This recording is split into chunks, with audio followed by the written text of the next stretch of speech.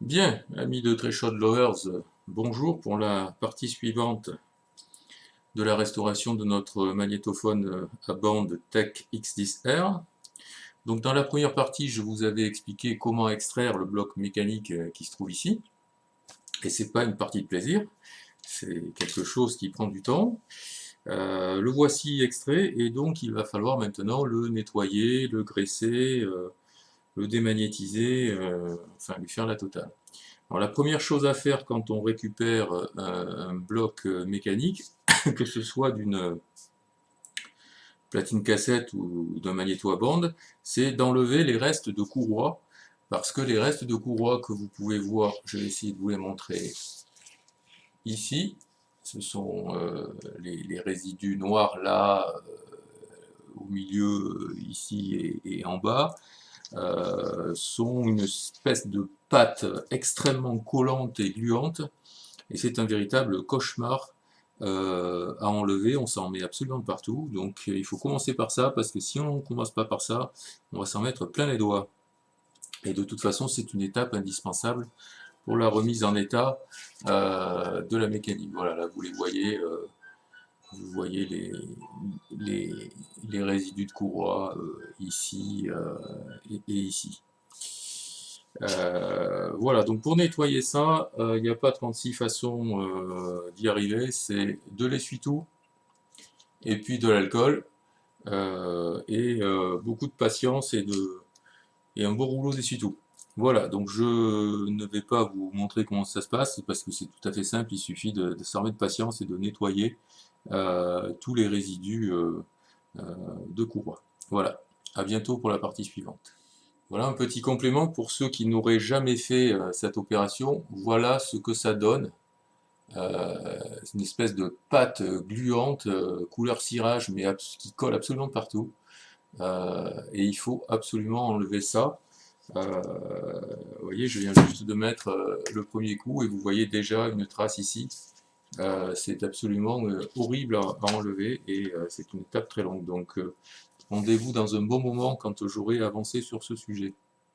Bien, voici quelques précisions. Donc là, vous voyez que ici, j'ai fait déjà le cabestan du bas qui est nettoyé, mais qu'il reste évidemment celui du haut à nettoyer, et surtout il reste le moteur d'entraînement, le Lidler, là ici où vous voyez des résidus de courroie aussi.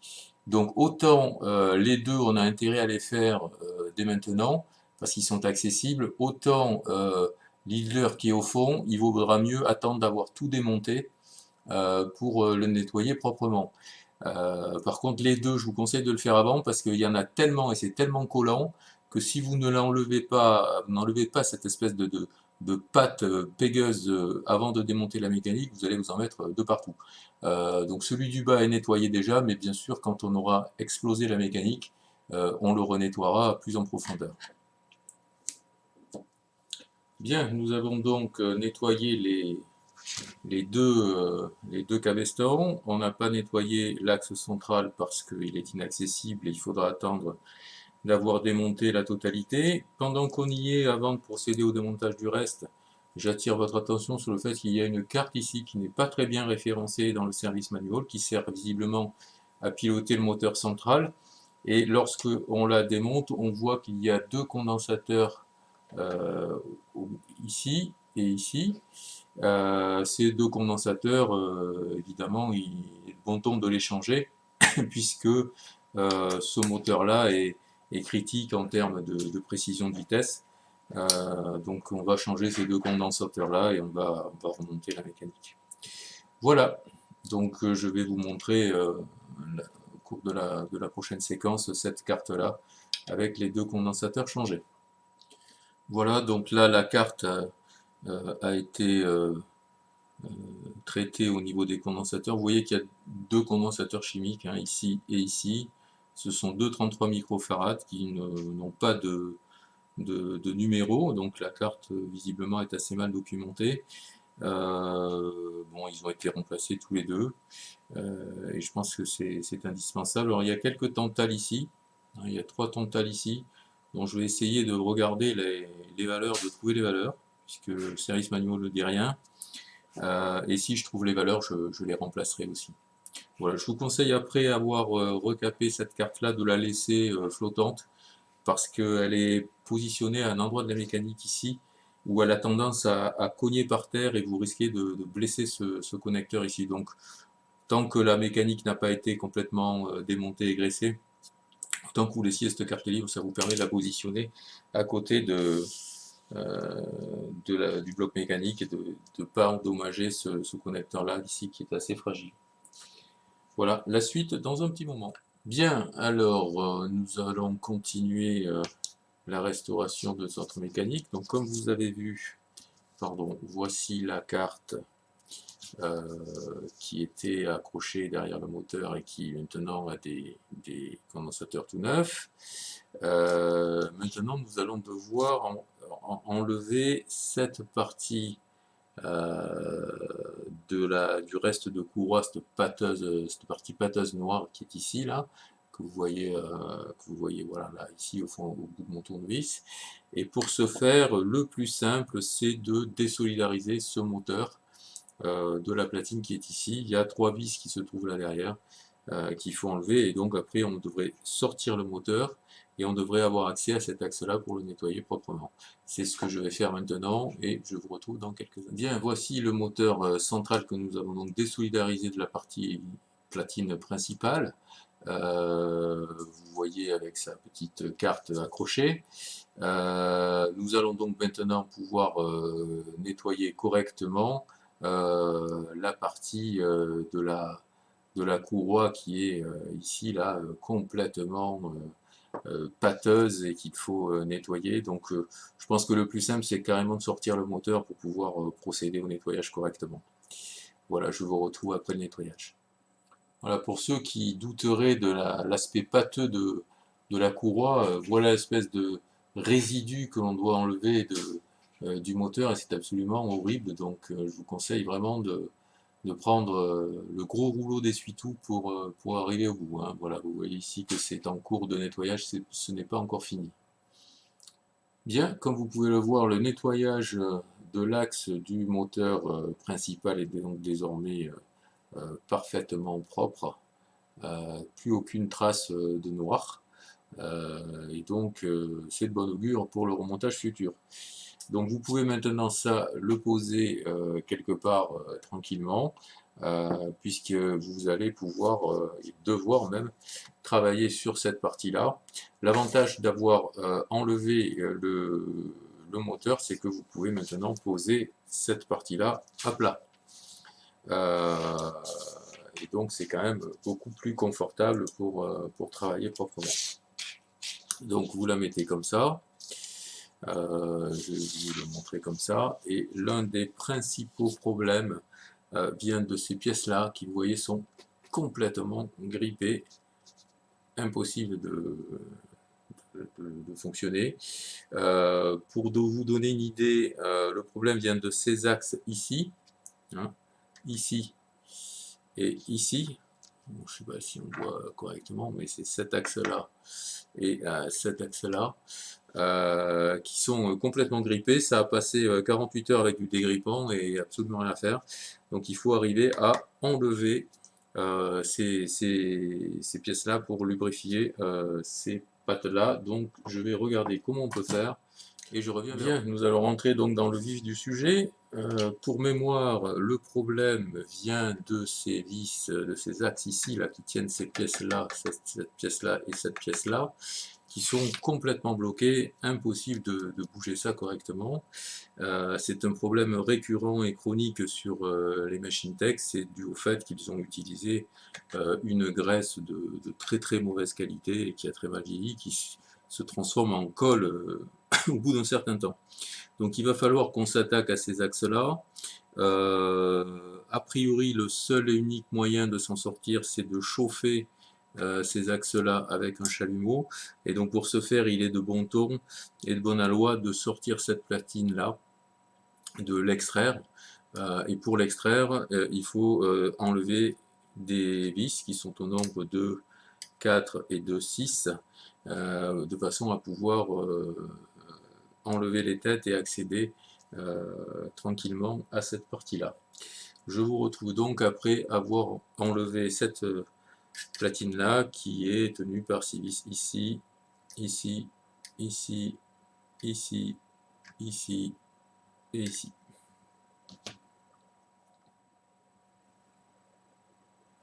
Bien, voici donc la suite de notre vidéo. Une fois qu'on a enlevé ces 6 vis, on a accès à cette platine-là que l'on peut enlever, évidemment en désolidarisant les fils de ces guides-fils que vous voyez ici ou ici, et donc on peut l'enlever.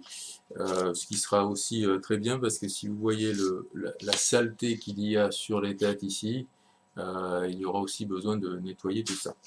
Donc une fois qu'on a enlevé les vis, on peut enlever la platine, maintenant s'attaquer à cette partie-là. Bien, nous allons donc nous attaquer à ces deux axes-là qui sont le principal problème de ces mécaniques tech. J'attire votre attention sur le fait qu'avant de s'y attaquer, il faut absolument enlever ces deux petits caoutchoucs, ici et ici.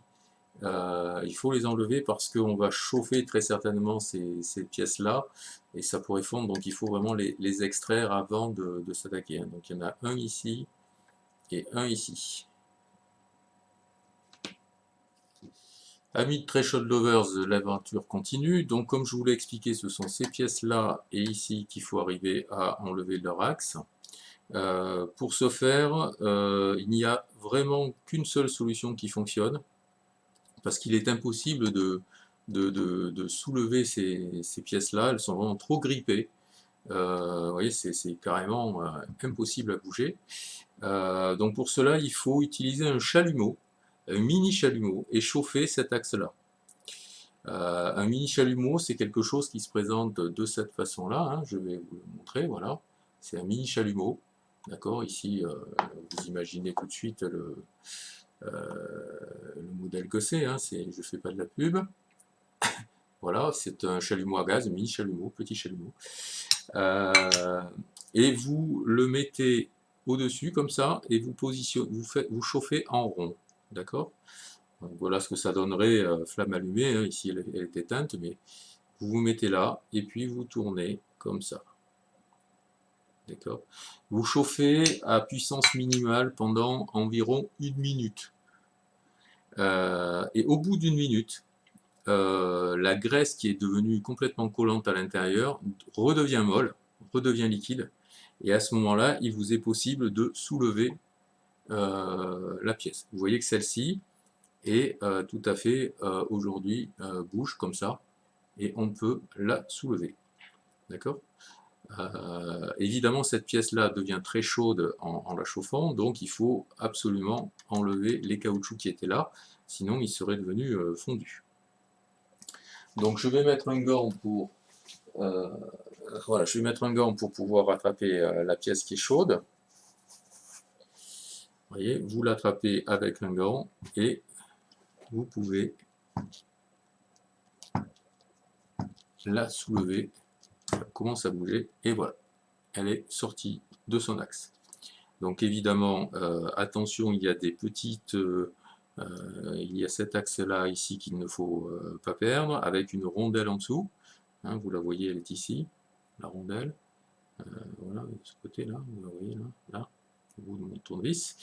Il va falloir tout démonter, tout nettoyer et tout regresser avec de la vraie huile, de la vraie graisse. Donc par exemple enlever cette pâte-là avec ce circlips ici. Donc il va falloir sortir ce circlips pour pouvoir nettoyer les choses correctement.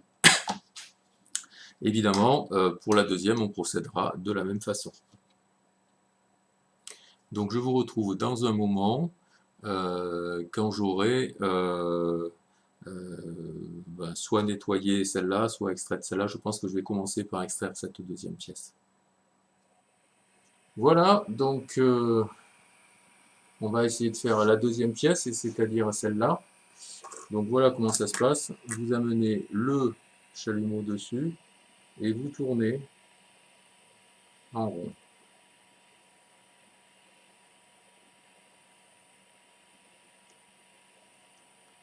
Pour chauffer la pièce.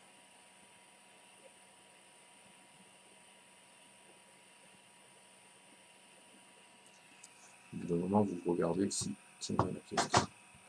Alors, ça suffit pas, c'est toujours pas venu, donc il faut rechauffer.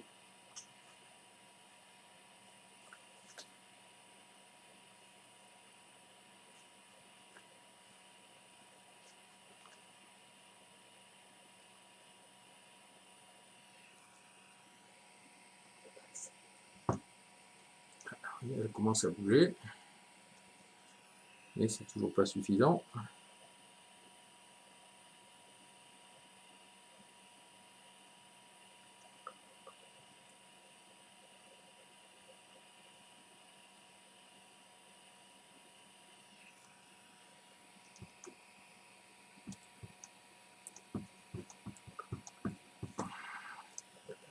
Elle vient, mais il faut encore chauffer un petit poil.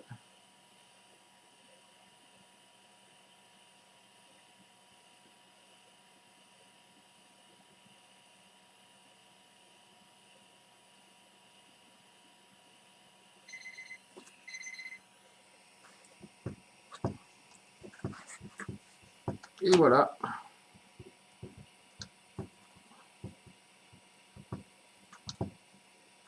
Et voilà, la pièce sortie. Donc comme vous le voyez, ça nécessite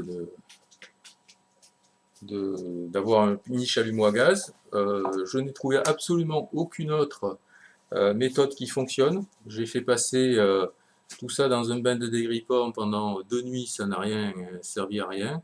Et donc là, vous voyez qu'on a bien sorti la pièce de son axe hein, qui est ici. Et que maintenant on peut procéder au nettoyage, au graissage et à la lubrification de tout cet ensemble. Voilà, la seule et unique façon, c'est donc d'utiliser un mini chalumeau comme celui-ci. Voilà, hein, vous pouvez voir comment ça se présente. J'ai mis un embout qui est un embout à air chaud pour ne pas envoyer la flamme directement dessus. Bon, c'est assez petit, c'est très léger, c'est facile à manœuvrer. Bon, celui-là est un outil de bonne qualité et franchement, par rapport aux chinoiseries, il n'y a pas photo. Voilà, donc vous tournez en cercle et vous arrivez à ce résultat magnifique et inespéré pour la suite de nos événements qui vont consister à nettoyer et à extraire ces deux axes-là et celui-là, puis son copain de l'autre côté, en déclipsant, en nettoyant, en graissant toute cette mécanique. La suite en image. Bien, donc maintenant on va extraire ces deux pièces-là, celle-ci et celle-ci.